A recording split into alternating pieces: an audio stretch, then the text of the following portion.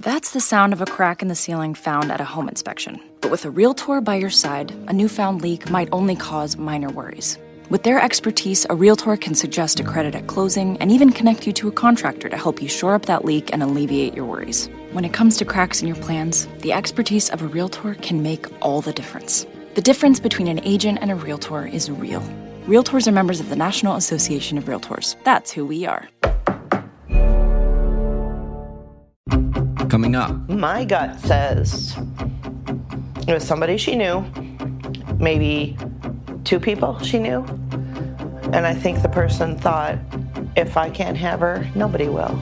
For Vault Studios, I'm Reed Redmond. You're listening to The Daily Crime.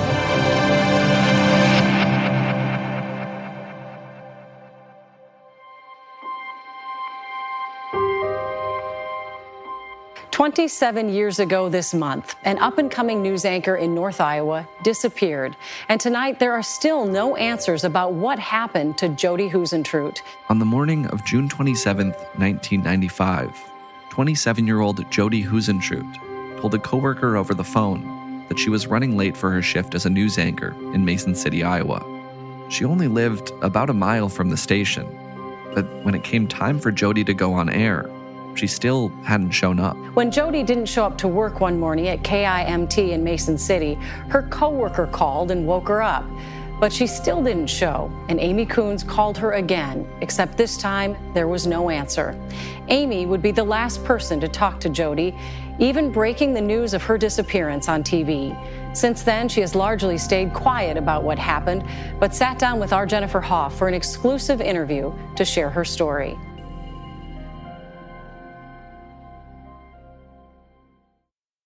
This episode is sponsored by CuriosityStream, the streaming service with the best collection of documentary films and TV shows. New this week, we're digging for dinos, but in places a little cooler than you'd expect. Join the groundbreaking expedition revealing Antarctica's vibrant prehistoric past on Dinosaurs of the Frozen Continent. Now on CuriosityStream. Get an annual plan for just $20. That's $1.67 a month. Visit CuriosityStream.com to sign up today.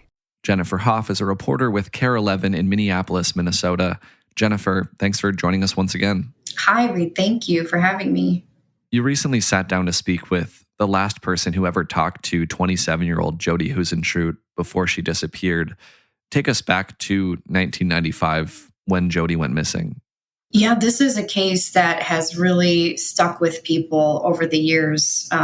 June is the month when she disappeared 27 years ago. And so this has really just boggled the minds of people who not only are from Mason City, where Jodi was a news anchor, but of course this has really struck the chord of people who live all across the country. She was a morning news anchor at the TV station there in Mason City, and just one day disappeared.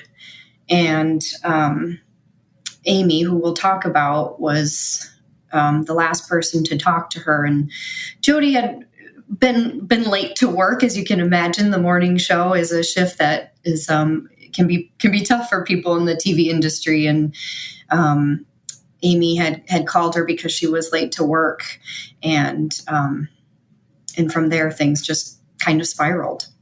What does the rest of that day look like for this coworker, Amy Coons, as she grows more and more concerned and more convinced that something, not necessarily an abduction, but something has happened to Jodi? Well, I can tell you from an investigative standpoint, Amy knew that something was wrong because she had talked to Jodi, who had first answered the phone and admitted that she was running late.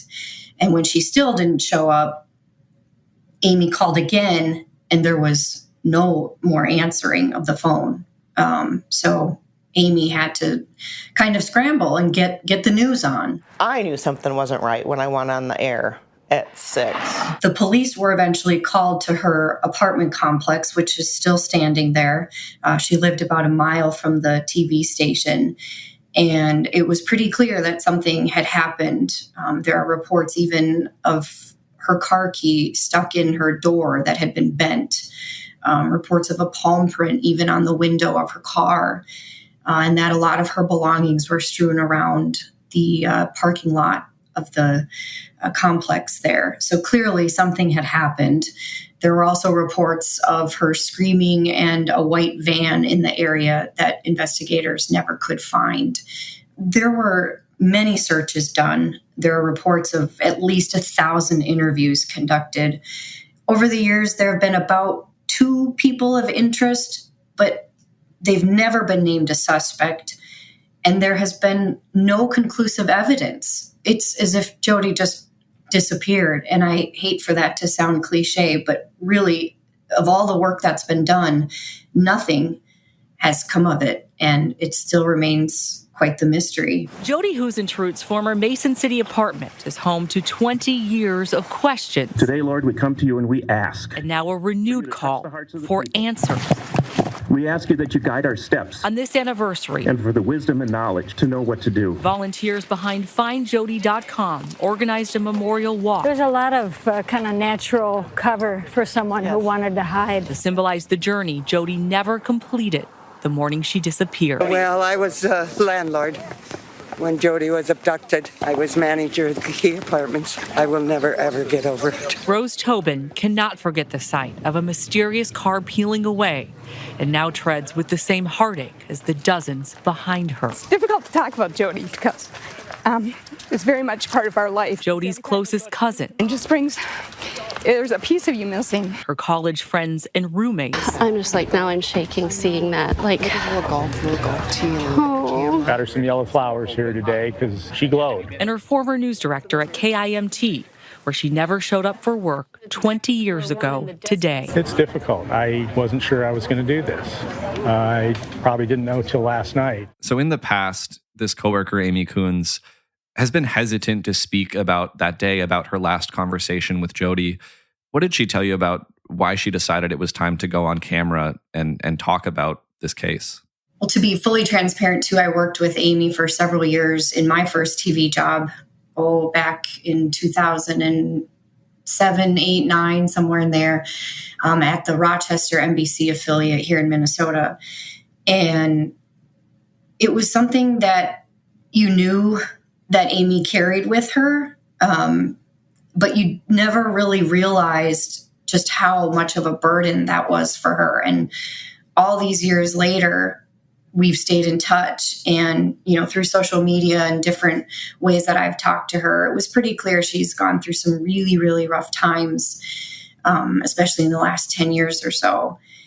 And only recently, she said she had a very positive experience doing an interview, one of her first in years, with a national television outlet. And she's also gotten very close with Caroline Lowe, who was a CBS reporter here in Minneapolis for many years, who worked on the Jacob Wetterling case as well as Jodi's case, and has really just encouraged Amy to embrace her trauma and talk about it.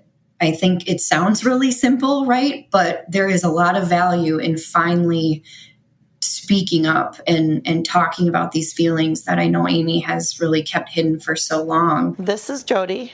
This is me. Pictures are a peek into the past. Look at that smile. That for Amy Coons, we were also happy. She tried for a long time to forget. A lot of anxiety. Really? Yeah, even after all these years. Rarely does Amy talk about the woman with her in the photos she only just discovered from decades ago. I found these and I felt like I struck gold because Jodi's handwriting is on the back. She felt always so terrible that her story is Jodi's story. Especially folks in TV know that we don't ever want to be the story. We are never, we are taught to not be a part of it. And so I think she kept that down, hidden for a long time, because what happened to Jodi is the story. But she recently said, you can't deny that I'm also part of it. And so I think to finally admit that and finally be okay with understanding that how just closely tied she is to this was really a big first step for her. So she's done interviews here and there, especially early on. But I think just finally coming to the realization that, her story is important too. She's done a lot of therapy, and she's also working on a memoir. So I think that's also been helpful. So she's come a really long way, and I was very, very thankful that she sat down with me to talk about this. It certainly wasn't easy, and she had a lot of anxiety around it, but I think that's been really helpful for her to just be a bit more open about it. I want to tell my story, tell Jody's story, which is my story. If I can find a purpose behind all of this and help, even if I just help one person, mission accomplished.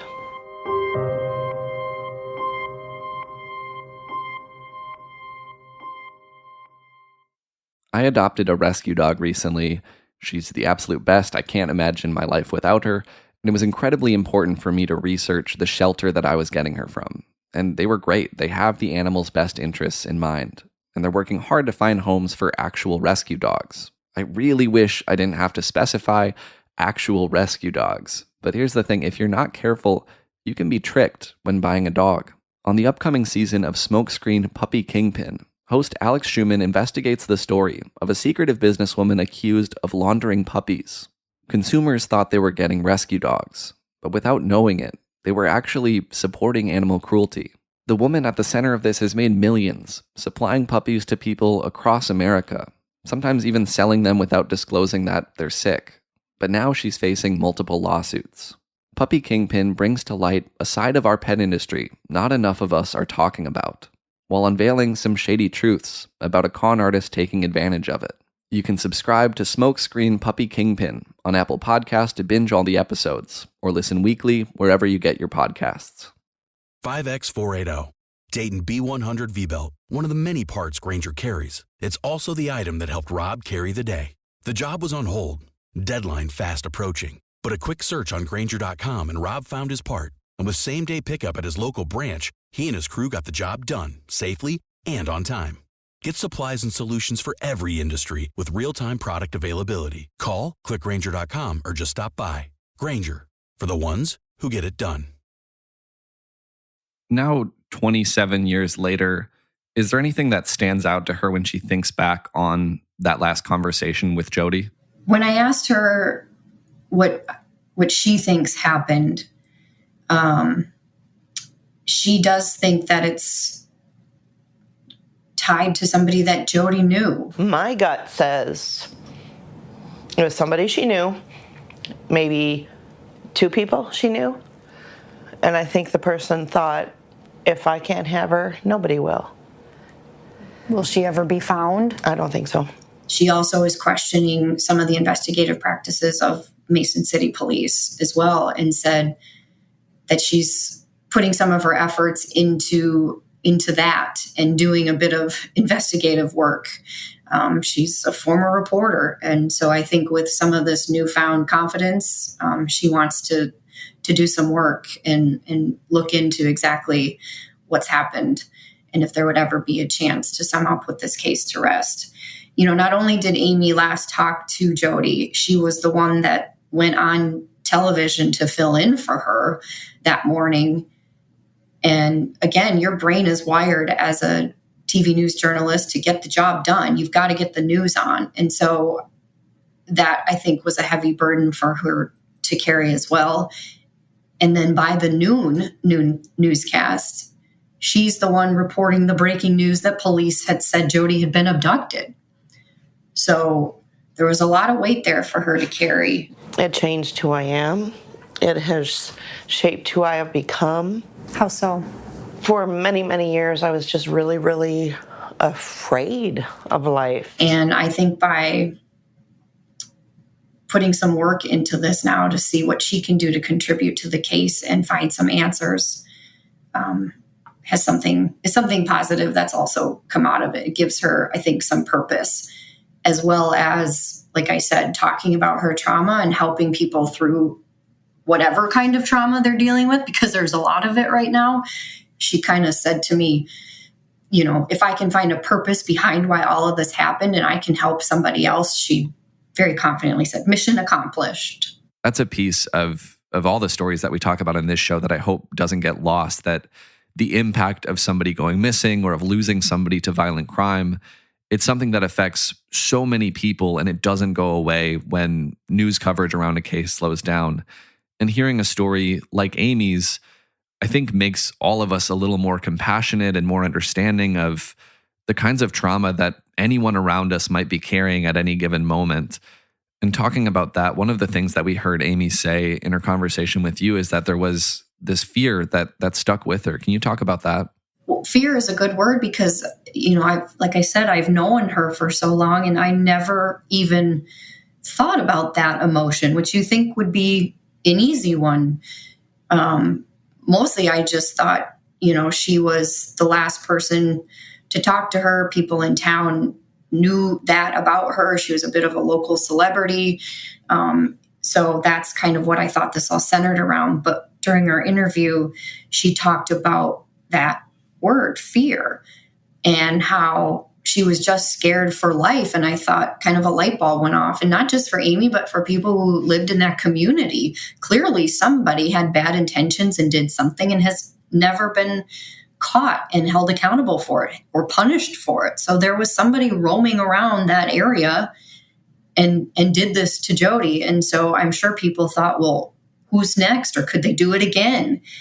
And Amy has talked about not being able to sleep near windows or on a ground floor near doors, and just how much she's been sort of paralyzed by that. And it really made sense when she explained it. And that's really when she got pretty emotional in the interview, is talking about how much it's changed her from the past, but also how it's shaped her future. So a lot of her actions and how she does things have been impacted because of fear. And when you think about it, rightfully so. Investigators say this is still an active investigation, but it's now been 27 years without an answer as to what happened to Jody. And 27 is also the age Jody was when she disappeared. That's now how long those who knew her and loved her have been without her. How do folks in Mason City continue to remember Jody, and how did they mark this anniversary? Every year there are golf benefits in particular throughout the month of June. Jody was a big golfer, especially on her school team. And then they had asked the community, folks around there, to turn on their porch lights just to help remember Jody and offer condolences in that way, a pretty visual way. There's a Find Jody website and group that still works very hard at trying to get some of those answers from police that maybe some of us haven't been able to, and very much try to keep Jody's case and her memory alive. Jennifer Hoff with KARE 11 in Minneapolis. Thanks for sharing this story. Thank you for listening and for asking.